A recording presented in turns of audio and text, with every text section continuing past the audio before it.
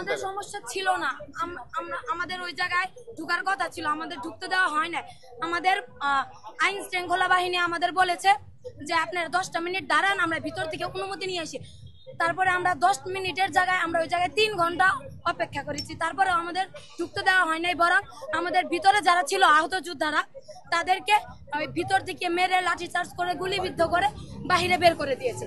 তো তার জন্য মানে ওনারা যেভাবে আমাদের উপর আইন শৃঙ্খলা বাহিনী হয়ে ওনারা যেভাবে আমাদের উপর লাঠিচার্জ করছে, ওনারা আইন শৃঙ্খলা বাহিনী হয়েই ওনারা যদি বিশৃঙ্খল সৃষ্টি করে, তাহলে আমরা সাধারণ জনগণ কি বসে থাকবো? জুলাই সনদ নিয়ে কোনো রকমের সংকট আপনারা দেখেন কিনা, যে কারণে আপনারা এই বিক্ষোভ কি সংকট? কারণ জুলাই সনদে কোনো জুলাই আহত তাদের কোনো কথা উল্লেখ করা হয়নি।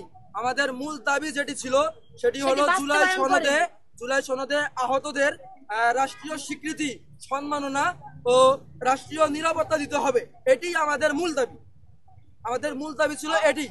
একটা আপনাদেরই জুলাই আহতরা বলেছিলেন যে মূলত এই সনদে স্বাক্ষরের পর যদি পরবর্তীতে কোনো মামলার ভয়ও আসলে জুলাই আহতরা পাচ্ছে কিনা, একটি আহতরের পক্ষ থেকে বলা হয়েছিল আপনাদের পক্ষ থেকে যে যখন একটি রাষ্ট্র থেকে একজনকে কোনো স্বীকৃতি দেওয়া হবে, তখন আমাদের উপরে যখন মামলা হামলা হবে তখন সেটা রাষ্ট্র দেখবে। কিন্তু আমাদের যদি কোনো রাষ্ট্রীয়ভাবে স্বীকৃতি দেওয়া না হয়, তাহলে তো রাজনৈতিক পরিবর্তনে যে কোনো সময় ফ্যাসিস্টরা আবার আসতে পারে বা অন্য রাজনৈতিক দল আমাদেরকে তখন তো রাজাকার বলবে, আমাদের অস্বীকার করবে। আমাদের মূল দাবি হলো জুলাই আহতদের রাষ্ট্রীয় স্বীকৃতি দিতে হবে, তাদের রাষ্ট্রীয় সম্মাননা দিতে হবে ও তাদেরকে রাষ্ট্রীয়ভাবে সুরক্ষা দিতে হবে।